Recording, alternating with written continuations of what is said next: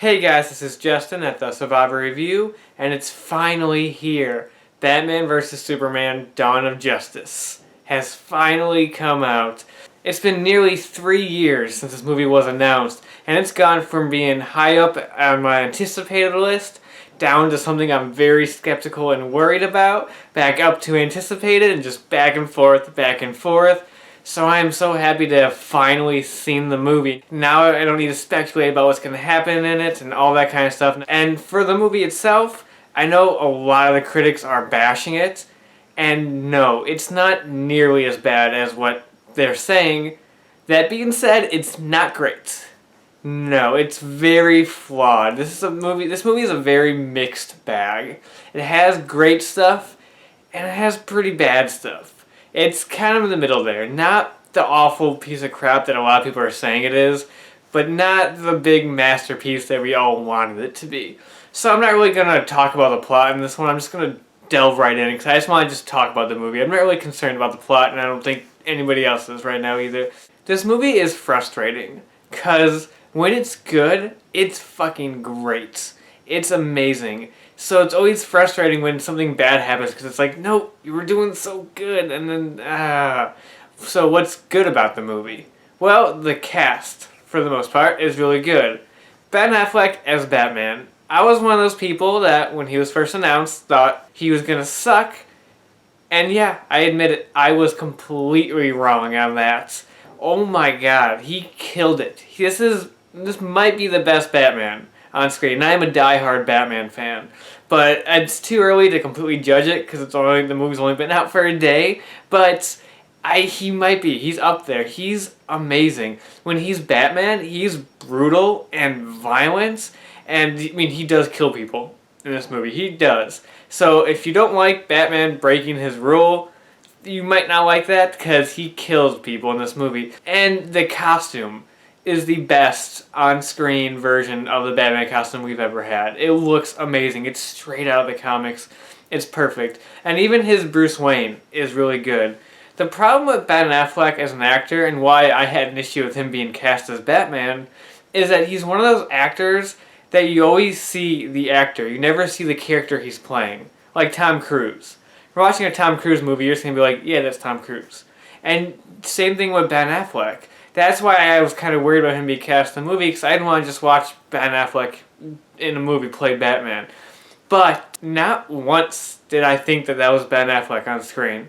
Every time he was on screen, that was Bruce Wayne. And I'm just totally shocked that he did that. He got past my major issue with him as an actor, so he nailed it. He killed it. Props to him, because I did not think he was going to be good at all, and just bam, he was the best part of the movie. He stole the show. Henry Cavill as Superman is still great. I think he's a really good Superman.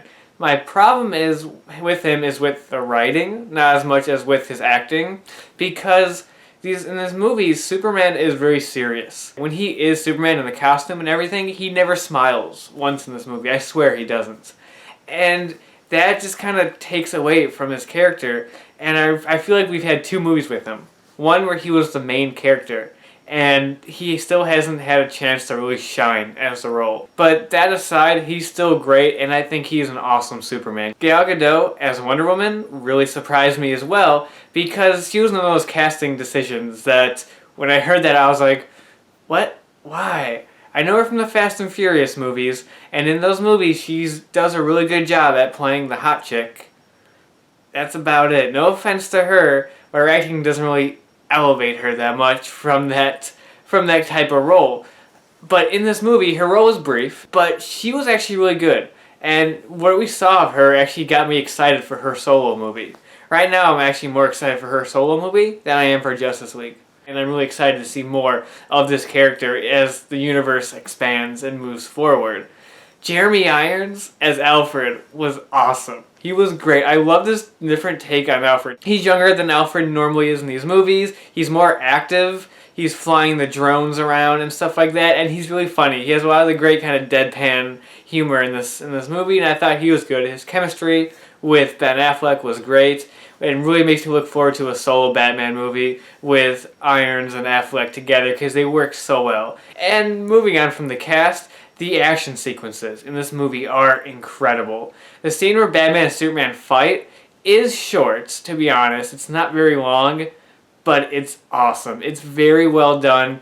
Batman uses kryptonite to weaken him, so they actually have them physically like punching each other and like duking it out, which is really cool. There's a lot of great bits in there that I thought was awesome. There's this amazing dream slash vision sequence, because it's going to tie into more when it comes to Justice League, that they showed parts from the trailer where Batman's in this like desert suit and kind of this desert fighting like Superman like minions type of characters, and that sequence was awesome. And I love the look of Batman's costume with that trench coat and everything. I thought he looked badass, and that sequence was brutal. That's the sequence where you have Batman just mowing down bad guys with the machine gun and like snapping people's necks. But the sequence that actually might be my favorite is the opening one where Bruce Wayne is in Metropolis during the fight between Superman and Zod, trying to get his Wayne Enterprises building evacuated. And that scene was intense and terrifying. It's played as a disaster because it's all from the street level, and it just gives this totally different tone than what we got in Man of Steel. It was so brilliantly done that you go from having this like just popcorny, yeah, it's action type of feel in the first movie to the this is destruction and just this is serious in the second movie. So yeah, that's been just a lot of praise, right? But let's move on to what didn't work. Now remember how I just praised the cast for being great? Well, there's one cast member that's not so great. Jesse Eisenberg as Lex Luthor. Now, when we all saw the trailers, we're like, what is he doing? And we're all assuming that maybe there's more to his performance, that like that weird quirky guy is just his persona to the public, and really he's this dark, serious character like when he's in private. No, basically what you see in the trailer is what you get.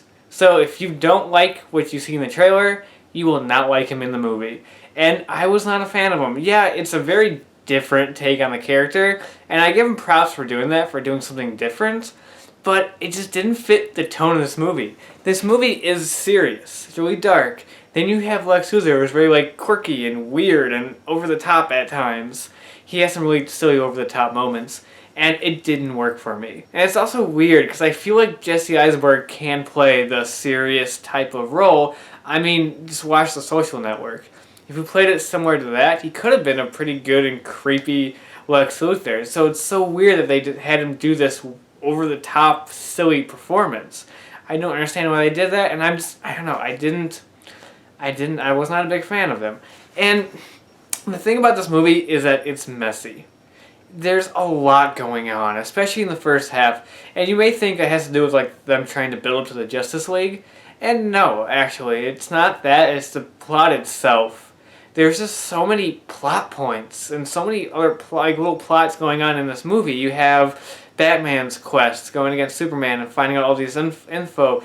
You have this whole incident with Superman where people think he kind of crossed the line and they want him to go to the Senate and like turn himself in and be responsible for this stuff. You have Lois Lane researching this bullets that she doesn't know who the manufacturer is. You have this Wayne Enterprises employee who lost his legs in the Battle of Metropolis, and he's going against Superman. He doesn't like him. You have Wonder Woman and her plot and why she's there.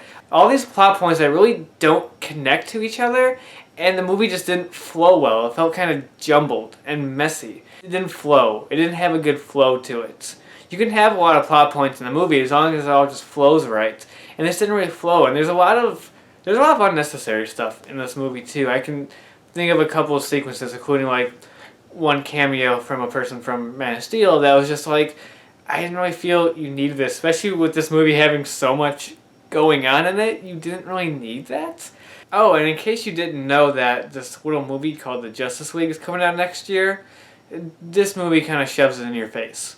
Yeah, the setup to Justice League, all the setups they do, not subtle in the slightest. It's very in your face and just kind of like obvious. Like, hey, set up for Justice League. There's no post-credit scene in this movie. You don't have to stay till the end credits, but there's a reason there's no post-credit scene in the movie. There's basically 3 of them in the middle of this movie. And there's a lot of scenes like that. They're just like, you could have handled that a lot better. There's one scene where I was just shocked at how blatant and like in your face it was so for setting up Justice League. That's just like, wow, okay, you're throwing that at us, aren't you? Okay, cool. It was very Amazing Spider-Man 2-esque. Not as bad, not nearly as bad as Amazing Spider-Man 2. It felt like it could have been handled better and a lot more subtle, and just didn't work. That did not work. And just like Man of Steel, they try so hard to give Lois Lane something to do. Like, her plot line in the beginning of the movie or so, trying to find who manufactured that bullets, was like, okay. In the long run, I don't think it was completely necessary, because we kind of figure out, like, who's behind that, like, on her own. You can probably figure it out on your own as the movie progresses. And then her being in the climax, she has a couple moments where she was necessarily there, but, like, it's not as bad as Man of Steel, though. It's not as bad as the Kryptonian bad guy saying, yeah, also we want Lois Lane to come with us on our alien ship. You know, it's not that bad, but it's still kind of like, you're really trying to get Lois Lane in there. And I know you want to, because she's an important character for Superman. But when you got this big movie with all these characters in it, you have to just kind of scale back on some stuff. Because this movie has a lot of characters. They basically bring back everybody from Man of Steel. Even the dead people. You see Zod's dead body throughout the movie. So even the dead people they bring back. There's just so much going on that didn't really feel like a solid movie. It didn't have one solid story to it. If it had one solid story and a bunch of subplots, that'd be better. But it didn't seem to have one solid story for us to follow, and that's where it falters. So for my out of 10 rating, I'm going to cheapen out right now and not give it a rating right now, just because I feel like I want to see this movie again and just kind of like think it through some more, because I'm very mixed on it. And I can't think of a solid rating to give it right now that'll totally represent my opinion on the film. Because again, there's a lot I really liked about it. I loved Affleck as Batman. I fucking loved him.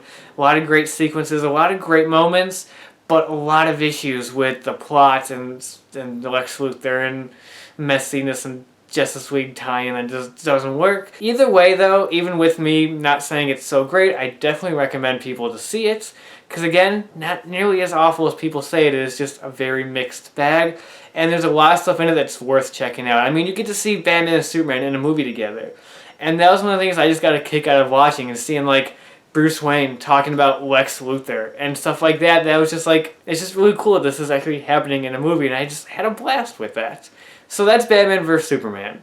Not the disaster we expected it to be, and not the masterpiece we wanted it to be. Just in between. And I'll be back with a spoiler video. I'm going to delve into all the spoilers for this movie, because there is definitely a lot to talk about. There's a lot of stuff that happens in this movie. And until then, I'll talk to you guys later.